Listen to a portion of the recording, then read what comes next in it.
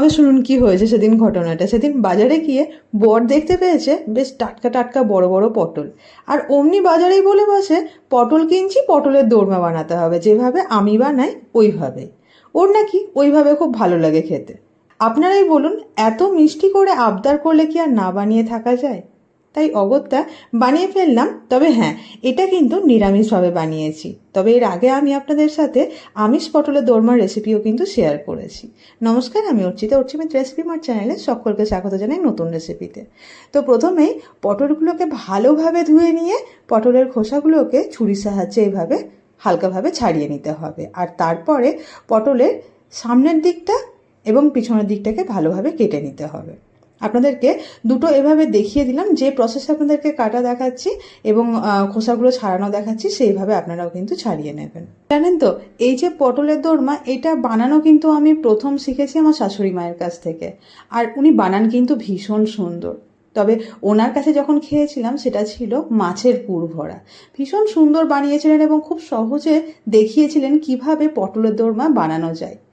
আমার শাশুড়ি মা কীভাবে পটলের দোরমা বানিয়েছিলেন সেই রেসিপিটা কিন্তু অলরেডি আমার চ্যানেলে দেওয়া আছে, তাই চাইলে কিন্তু আপনারা একবার ওটা দেখে নিতে পারেন।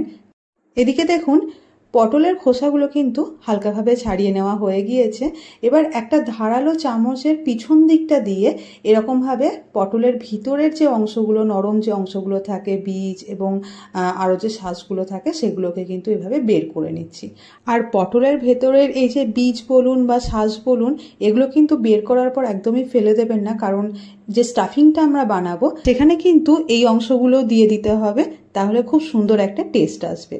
দেখতেই পাচ্ছেন কীরকম সুন্দরভাবে আমি পটলের ভিতরের অংশগুলোকে বের করে ভিতরটাকে খালি করে নিলাম এবং একই প্রসেসে বাকিগুলোও করে নিয়েছি।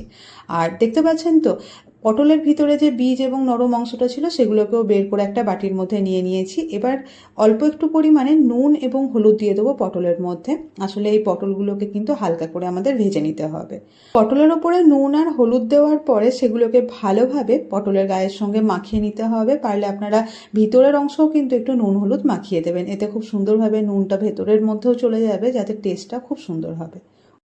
একটা ব্লেন্ডার নিয়ে তাতে ওই আগে থেকে বের করে রাখা পটলের বীজ এবং নরম অংশটা দিয়ে সেটাকে স্মুথ পেস্ট বানিয়ে নিতে হবে। আর অন্যদিকে একটা বাটির মধ্যে নিয়ে নেব বেশ কয়েকটা কাজু, আমন্ড, পোস্ত এবং কিশমিশ। আর তার সঙ্গে অবশ্যই সাদা তিল অ্যাড করব। আচ্ছা, এখানে বলে রাখি, আমন্ড, কিশমিশ এবং কাজুটাকে আমি বেশ কিছুক্ষণের জন্য ভিজিয়ে রেখেছিলাম। আর পোস্তটাকে যেহেতু প্রথমে ভেজানো হয়নি, তাই আমি আবারও একটু জল দিয়ে এগুলোকে ভিজিয়ে রাখবো। আপনাদের কাছে যদি চারমগজ থাকে অবশ্যই চারমগজ অ্যাড করবেন। এগুলোর একটা স্মুথ পেস্ট বানিয়ে নেব। আর মশলার জন্য আমি এখানে নিয়েছি আদা, টমেটো এবং লঙ্কা। এগুলোকেও একটা স্মুথ পেস্ট বানিয়ে নিতে হবে। অন্যদিকে একটা কড়াই নিয়ে কড়াই দিয়ে দেবো বেশ খানিকটা পরিমাণে সর্ষের তেল। তেলটা ভালোভাবে গরম হয়ে গেলে আগে থেকে নুন হলুদ দিয়ে ম্যারিনেট করে রাখা পটলগুলোকে দিয়ে দেবো কড়াইয়ের মধ্যে। এবার পটলগুলোকে গ্যাসের ফ্লেমটা লো টু মিডিয়ামে রেখে 3 থেকে 4 মিনিটের জন্য ভেজে নেব। এবং দেখবেন পটলের গায়ে এরকম লালচে লালচে দাগ ধরতে লেগেছে, সেই মুহূর্তে এগুলোকে কড়াই থেকে একে একে তুলে নিতে হবে। আসলে পটলটাকে খুব বেশি ভেজে নিলে তখন নরম হয়ে যাবে, যার ফলে স্টাফিংটা কিন্তু ভেতরে ঢোকানো যাবে না। সেই কারণে হালকা ভাজবো, ওই 50 থেকে 60% সেদ্ধ হলে তখন তুলে নিতে হবে। এবার কড়াইতে দিয়ে দেবো 1 টেবিল চামচ পরিমাণে ঘি এবং ফোড়নের জন্য দেবো এখানে গোটা জিরে। কয়েক সেকেন্ড নাড়াচাড়া করে নেওয়ার পরে ওই আগে থেকে বেটে রাখা পটলের বীজ এবং যে নরম অংশটা সেটা দিয়ে দেবো কড়াইতে। জলটা একটু যখন কমে আসবে, এরকম ভাজা ভাজা হয়ে যাবে, সেই মুহূর্তে দিয়ে দেবো এখানে আগে থেকে সেদ্ধ করে স্ম্যাশ করে রাখা আলু। আমি এখানে দুটো মিডিয়াম সাইজের আলুকে স্ম্যাশ করে রেখেছিলাম সেদ্ধ করে। আর দিয়ে দেবো এখানে স্বাদ অনুসারে নুন, হাফ চা চামচ পরিমাণে হলুদ গুঁড়ো, কাশ্মীরি লাল লঙ্কা দেবো 1.5 চা চামচ পরিমাণে, জিরে গুঁড়ো দেবো 1 চা চামচ পরিমাণে এবং তার সঙ্গে ধনে গুঁড়ো দেবো 1.5 চা চামচ পরিমাণে। এবারে সমস্তটাকে ভালোভাবে কষিয়ে নিতে হবে, মশলাগুলোকে ভেজে নিতে হবে আলুর সঙ্গে। যখন দেখবেন মশলাগুলো আলুর সঙ্গে ভালোভাবে মাখিয়ে নেওয়া হয়ে গিয়েছে, সেই মুহূর্তে এখানে দিয়ে দিতে হবে গ্রেট করে রাখা ছানা। আপনারা এখানে পনির কিনে সেই পনিরটাকেও কিন্তু ভালোভাবে গ্রেট করে নিতে পারেন। আমি এখানে হোমমেড ছানা ব্যবহার করছি। স্বাদে মিষ্টি আনার জন্য দিয়ে দিয়েছি এখানে চিনি 1.5 চা চামচ পরিমাণে, আর সঙ্গে দিয়েছি বেশ কিছুটা পরিমাণে ছোট ছোট করে কুচো করে কেটে নেওয়া কাজু এবং কিশমিশ। এবারে ছানা, কাজু, কিশমিশ, চিনি সমস্ত ভালোভাবে মিশিয়ে নেওয়ার পরে দিয়ে দেবো হাফ চা চামচ পরিমাণে গরম মশলা গুঁড়ো। খুব ভালোভাবে গরম মশলা গুঁড়োটাকেও মিশিয়ে নিতে হবে এবং আর তাহলেই কিন্তু পটলের দোরমা বানানোর জন্য স্টাফিংটা একদম রেডি হয়ে যাবে। কড়াই থেকে এই স্টাফিংটাকে একটা থালার মধ্যে নিয়ে সেটাকে ভালোভাবে চারিদিকে স্প্রেড করে ফ্যানের হাওয়ায় রেখে দিতে হবে যাতে সুন্দরভাবে ঠান্ডা হয়ে যায়। এবারে আমার কাছে যতগুলো পটল রয়েছে ঠিক ততগুলো ভাগেই স্টাফিংটাকে ভাগ করে নেব, যার ফলে পটলের ভেতরে ঢোকাতে সুবিধা হবে। দেখতেই পাচ্ছেন যেমন পটলটা সুন্দরভাবে ঠান্ডা হয়ে গিয়েছে, ঠিক সেরকমভাবে স্টাফিংটাও কিন্তু সুন্দরভাবে ঠান্ডা হয়ে গিয়েছে। আমি এগুলোকে সমান ভাগে ভাগ করে নেব যাতে আমার পটলের ভেতরে স্টাফিংটা ঢোকাতে সুবিধা হয়। এবং এরপরে দেখতেই পাচ্ছেন আমি ঠিক যে প্রসেসে স্টাফিংটা পটলের ভেতরে ঢোকাচ্ছি ঠিক এইভাবেই কিন্তু আপনারাও আস্তে আস্তে পটলের ভেতরে স্টাফিংটাকে ঢুকিয়ে নেবেন। পটলের দোরমা এমনিতে খেতে ভীষণ সুন্দর লাগে, তা হোক নিরামিষ বা আমিষ, কিন্তু সেটা বানানোর জন্য তার পিছনে যতক্ষণ সময় দিতে হয় এবং যতটা ধৈর্য দিতে হয় সেটা কিন্তু অনেকেরই থাকে না। তবে হ্যাঁ, যারা রান্নাটা ভীষণ ভালোবাসেন এবং যারা মানুষজন আসলে বা অতিথি আসলে খাওয়াতে পছন্দ করেন নিজের হাতে রান্না করে, তারা কিন্তু এই রেসিপিটা বেশ পছন্দ করেন। তার মধ্যে যেমন আমি হলাম একজন। আমার কিন্তু কাউকে রান্না করে খাওয়াতে খুব ভালো লাগে। ধরুন বাড়িতে কোনো গেস্ট আসলো, তাহলে রেস্টুরেন্ট থেকে খাবার আনার পরিবর্তে একটু সময় নিয়ে এবং ধৈর্য নিয়ে বাড়িতেই আমি বানিয়ে ফেলি এরকম বিভিন্ন রকমের রেসিপি। এর ফলে কি হয়, আমার নিজের একটা মেন্টাল যেমন স্যাটিসফ্যাকশান হয়, ঠিক সেরকমভাবে আমার বেশ ভালোও লাগে যে হ্যাঁ, অতিথিকে আমি নিজের হাতে তৈরি করে রান্না করে খাওয়াতে পারলাম। আর আরেকটা কথা বলি, জানি না এটা আপনাদের সঙ্গেও হয় কি না, রান্না করাটা কিন্তু আমার কাছে একটা থেরাপির মতো। যেদিন ধরুন খুব মন খারাপ করে, কিছুই ভালো লাগে না, সেই দিন কিন্তু আমি বেশ বিভিন্ন রকমের রান্না করতে পছন্দ করি। আপনাদেরও কি এরকম হয়? কমেন্ট বক্সে একটু লিখে জানাবেন তো। আর দেখতেই পাচ্ছেন আপনাদের সাথে কিন্তু গল্প করতে করতে সুন্দরভাবে পটলের ভেতরে স্টাফিংগুলো আমার ঢোকানো হয়ে গিয়েছে। এবারে চলুন রান্নার পরের স্টেপে চলে যাই। একটা কড়াইয়ের মধ্যে 1 টেবিল চামচ পরিমাণে ঘি দেব এবং তার সঙ্গে ফোড়ন হিসাবে দেব তেজপাতা, গোটা গরম মশলা, গোটা জিরে এবং শুকনো লঙ্কা। আর তার সঙ্গে 1 টেবিল চামচ পরিমাণে সর্ষের তেল।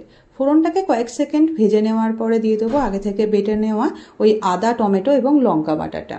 1 থেকে 1.5 মিনিটের জন্য মশলাটাকে ভালোভাবে কষিয়ে রান্না করে নেওয়ার পরে সাইড থেকে যখন তেল ছাড়তে লাগবে সেই মুহূর্তে এখানে দিয়ে দেব স্বাদ অনুসারে নুন এবং চিনি, 1 চা চামচ পরিমাণে হলুদ গুঁড়ো, 1 চা চামচ পরিমাণে জিরে গুঁড়ো এবং ধনে গুঁড়ো এবং তার সঙ্গে অবশ্যই কালারের জন্য 2 চা চামচ পরিমাণে কাশ্মীরি লাল লঙ্কা গুঁড়ো। মশলাগুলো যাতে পুড়ে না যায় সেই জন্য একটুখানি জল দিয়ে মশলাটাকে ভালোভাবে কষিয়ে নিতে হবে এবং কষাতে থাকবেন ততক্ষণ পর্যন্ত যতক্ষণ না এরকম একটা ভাব চলে আসছে। যখন দেখবেন কাঁচা গন্ধটা চলে গিয়েছে মশলার, তখন এখানে অ্যাড করতে হবে ওই কাজু, আমন্ড, কিশমিশ, পোস্ত এবং সাদা তিলের যে আমরা পেস্টটা রেখেছিলাম সেইটা, এবং অবশ্যই 2 টেবিল চামচ পরিমাণে ফ্যাটানো দই। দইটা অ্যাড করলে খুব সুন্দর একটা ক্রিমি টেক্সচার আসে। গ্যাসের ফ্লেমটাকে একদম কমিয়ে দিয়ে তবে এই মিক্সচারটা অ্যাড করবেন। গ্রেভিটা আপনারা ঠিক কতটা রাখবেন সেই অনুযায়ী জল অ্যাড করবেন। আমি মশলার বাটি ধোয়া জল এখানে অ্যাড করেছি। আর বলে রাখি, গ্রেভিটা কতটা থাকছে তার উপরে কিন্তু ডিপেন্ড করছে দইটা আমি এখানে যেহেতু গ্রেভিটা রাখছি এতটা পরিমাণে, সেই কারণে টক দইটা ব্যবহার করেছি 2 টেবিল চামচ পরিমাণে। তবে আপনারা কিন্তু অবশ্যই গ্রেভির পরিমাণ অনুযায়ী দইটা অ্যাড করবেন।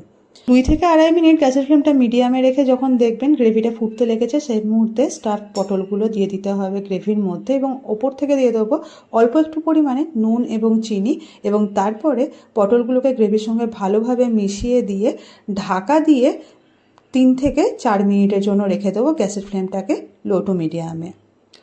প্রায় 5 মিনিট হয়ে গিয়েছে। 5 মিনিট বাদে আপনাদেরকে দেখাচ্ছি। দেখুন সুন্দর একটা কালার চলে এসছে এবং বেশ ভালো একটা গন্ধও বেরিয়ে আসছে। এই মুহূর্তে দিয়ে দেবো ওপর থেকে ক্রাশ করে নেওয়া মেথি। আমি এখানে 1 টেবিল চামচ পরিমাণে মেথি পাতা ব্যবহার করেছি। আর দেবো হাফ চা চামচ পরিমাণে গরম মশলা পাউডার এবং 2 চা চামচ পরিমাণে ঘি। সমস্তটাকে খুব ভালোভাবে মিশিয়ে নিয়ে গ্যাসের ফ্লেমটাকে অফ করে দিতে হবে। তারপরে ঢাকা দিয়ে রেস্টিং টাইমের প্রায় আধ ঘন্টা আমি রেখে দিয়েছিলাম এবং তারপরে গরম গরম ভাতের সঙ্গে সার্ভ করেছিলাম এই পটলের দোরমাটা। বলুন তো, এত সুন্দরভাবে বানানো পটলের দোরমা কারোর কি খারাপ লাগতে পারে? একদমই না। এইভাবে বাড়িতে একবার বানিয়ে দেখুন, আমাদের খেতে ভীষণ সুন্দর লেগেছিল, কথা দিচ্ছি আপনাদেরও খেতে ভালো লাগবে।